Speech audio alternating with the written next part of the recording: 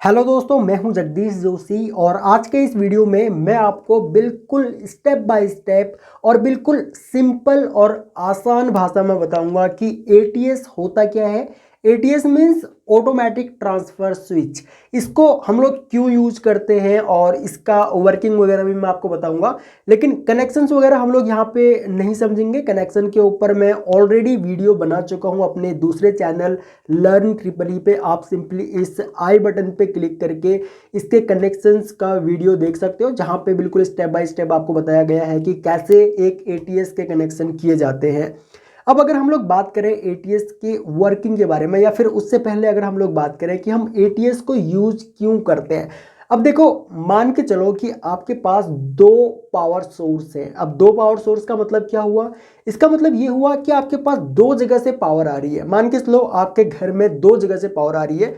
अब पहला तो हो सकता है कि आपका इलेक्ट्रिसिटी बोर्ड से पावर सप्लाई आ रहा है। ओके, अब यहाँ पे लाइन और न्यूट्रल आ गया। मान के चलो आपके घर में एनर्जी मीटर लगा हुआ है और वहां से आउटपुट निकाल के आपने इस एटीएस में दे दिया। ओके, और दूसरा पावर सोर्स हो सकता है कि आप लोगों ने मान के चलो इन्वर्टर लगा रखा हो, या फिर कोई डीजी हो, ठीक है, या फिर हो सकता है कि आपका कहीं दूसरी जगह से और आपका पावर सोर्स आ रहा हो और आप चाहते हो कि अगर ये वाली पावर सप्लाई कट हो जाए तो आपका लोड ऑटोमेटिक इस पावर सप्लाई पे ट्रांसफर हो जाना चाहिए, और अगर ये वाला पावर सप्लाई अगर आपका कट हो जाता है तो ऑटोमेटिक इस वाले पावर सप्लाई पे आपका जो लोड है वो ऑटोमेटिक ट्रांसफर हो जाना चाहिए। तो वो काम करता है आपका एटीएस। और आप लोगों ने कंपनीज में देखा होगा, हम लोग एलटी पैनल में एटीएस का बहुत ज़्यादा यूज़ करते हैं, क्योंकि एक तो हमारा इनकमिंग सप्लाई रहता है जो कि इलेक्ट्रिसिटी बोर्ड की तरफ से आता है, और दूसरा हमारा खुद का पावर सोर्स होता है जो कि हमारे डीजी होते हैं। तो हम लोग क्या काम करते हैं, वहाँ पे एटीएस यूज़ करते हैं। जब हमारा मान के इलेक्ट्रिसिटी बोर्ड से जो सप्लाई आ रहा है वो आ जाता है तो ऑटोमेटिक एटीएस क्या काम करता है, वो पावर को तुरंत ट्रांसफर कर देता है। ओके, तो इसी एटीएस के बारे में हम लोग आज के इस वीडियो में यहाँ पे बात करेंगे। अभी इसका वर्किंग बता दिया मैंने आपको कि कैसे हम लोग इसको यूज़ कर सकते हैं और कहाँ पे हम लोग इसको यूज़ करते हैं। अब अगर मैं आपको इस एटीएस के बारे में बताऊं जो कि हम लोगों के पास है सीएनसी का।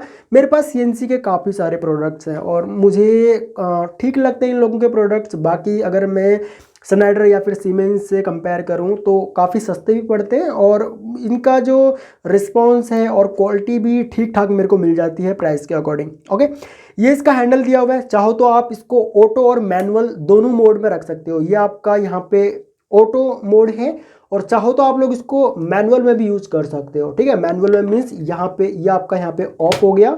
ठीक है, और इस तरीके से अगर आप लोग इसको घुमाओगे, ठीक है, इस नॉब को, तो ये आपका यहाँ पे ऑन हो गया। ठीक है, इसी तरीके से आप यहाँ पे ऑफ कर सकते हो, एंड अगेन यहाँ पे इस तरीके से इसको आप लोग ऑन कर सकते हो। ठीक है, अगर आपको मैनुअल ही इसको ऑपरेट करना है तो। अगर ऑटो में ऑपरेट करना है तो सिंपली इस स्विच को आप लोग इधर ऑटो की तरफ कर दो, और उसके बाद आपको कुछ नहीं करना है। पावर आएगी जाएगी, ये ऑटोमेटिक आपके लोड को आपके जो भी सप्लाई होगी उसके साथ में ये कनेक्ट कर देगा। ओके, यहाँ पे दो दो इंडिकेटर्स लगे हुए हैं, UN नन एंड URRON। ओके, अब यहाँ पे दो इंडिकेटर्स हैं, तो जिस तरफ की भी सप्लाई आपकी आएगी और आपका लोड जहां भी कनेक्ट होगा उसके अकॉर्डिंग ये दोनों ही इंडिकेटर्स जो हैं आपको इंडिकेट करके आपको बताएंगे कि आपका लोड है वो किस साइड कनेक्ट है, या फिर दोनों सप्लाई में से कौन सी सप्लाई अभी आपकी आ रही है। ठीक है, उसके बाद अगर हम लोग इसके मॉडल नंबर की बात करें और इसकी रेटिंग की बात करें तो इसका मॉडल नंबर यहाँ पे दिया हुआ है, और इसकी रेटिंग 63 एम्प्स की है, 63 एम्पियर की है, 63 एम्पियर की है, और 63 एम्पियर तक का लोड आप लोग कनेक्ट कर सकते हो इसके साथ में आसानी से। कोई दिक्कत नहीं होगी आप लोगों को। अगर कनेक्शंस की हम लोग बात करें तो यहाँ पे कुछ कंट्रोलिंग के लिए टर्मिनल्स दिए हुए हैं। कंट्रोलिंग नहीं, ये इंडिकेटर्स वगैरह यूज कर सकते हो आप लोग। ठीक है, सिंपली जो यहाँ पे इंडिकेटर्स दिए हुए हैं, यहाँ पे एलईडी लगी हुई है। आप सिंपली अगर मान लो इंडिकेटर लगाना चाहते हो एक्सटर्नल तो आप लोग वो यूज कर सकते हो। और यहाँ पे देखो, ये आपका फर्स्ट पावर सोर्स होगा, यहाँ पे आपका सेकंड पावर सोर्स कनेक्ट होगा। ओके, अब यहाँ पे AN और AN ये दिख रहा होगा आपको। कनेक्शन के टाइम पे सिर्फ ध्यान इतना ही देना होता है कि जो A वाला टर्मिनल है यहाँ पे लाइन सप्लाई हम लोगों को कनेक्ट करना होता है, जो हमारा फर्स्ट पावर सोर्स होगा उसका। और सेम यहाँ पे जो हम लोग कनेक्ट करेंगे इस A पे, यहाँ पर भी हम लोग लाइन वायर को कनेक्ट करेंगे जो हमारा दूसरा पावर सोर्स होगा। ओके, और जो न्यूट्रल वाला टर्मिनल है, यहाँ पे ये वाला न्यूट्रल है और यहाँ पे ये वाला न्यूट्रल है, तो यहाँ पर भी हम लोग सेम करेंगे, न्यूट्रल कनेक्ट करेंगे। और अगर हम लोग आउटपुट की बात करें तो आउटपुट में भी हम लोगों को देखो यहाँ पे 4 टर्मिनल्स मिलेंगे। और यहाँ पे जो ए और एन है और यहाँ पर ए और एन जो है, यहाँ पे हम लोग क्या काम करते हैं, ए टर्मिनल, इन दोनों टर्मिनल्स को हम लोग लूप बना करके कनेक्ट कर देते हैं और यहाँ पर भी न्यूट्रल को भी हम लूप बना के कनेक्ट कर देते हैं। और चाहे तो इन दोनों टर्मिनल से या फिर चाहे इन दोनों टर्मिनल से, दोनों में से किसी भी 2 टर्मिनल से हम लोग लाइन और न्यूट्रल लेकर के अपने लोड को दे सकते हैं। और वो मैंने जो कनेक्शन वाला वीडियो है वहाँ पर भी बिल्कुल स्टेप बाय स्टेप सारी चीज़ें मैंने समझा रखी है।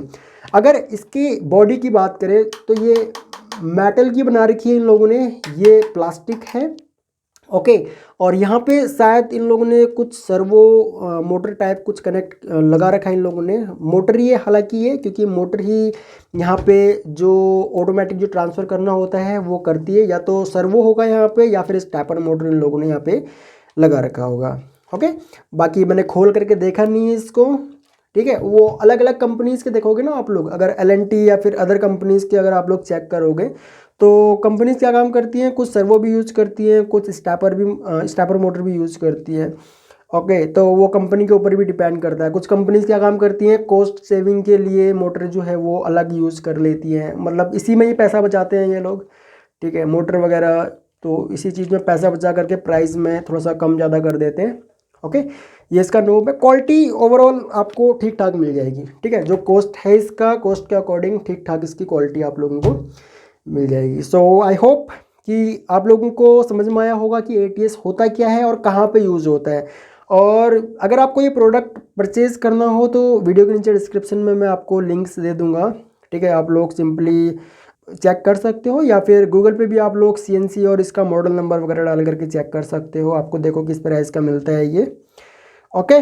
और अगर कुछ और जानना हो आपको ATS से रिलेटेड या फिर किसी भी टॉपिक से रिलेटेड अगर आप लोगों को जानना हो तो प्लीज़ वीडियो के नीचे कमेंट करके मेरे को ज़रूर बताएं। आप लोग, आपके लाइक्स कमेंट बहुत इंपॉर्टेंट होते हैं हम लोगों के लिए, हम लोग मोटिवेट होते हैं आपके लिए और भी ज़्यादा वीडियोस बनाने के लिए। तो प्लीज़ अपना फीडबैक ज़रूर दिया कीजिए। अगर आप लोग इस चैनल पर न्यू हैं तो चैनल को आप लोग सब्सक्राइब कर लो, बगल में जो बेल आइकॉन है उसको भी ऑन कर लो, ताकि आपको हमारी सभी न्यू वीडियोस का नोटिफिकेशन लगातार मिलता रहे। और जितने भी हमारे रिव्यूज़ से रिलेटेड वीडियोस आते हैं इलेक्ट्रिकल कंपोनेंट्स से रिलेटेड, वो आपको रेगुलर बेसिस पे मिलते रहे। So thanks for watching guys, जल्द मिलते हैं अपनी नेक्स्ट वीडियो लेक्चर में।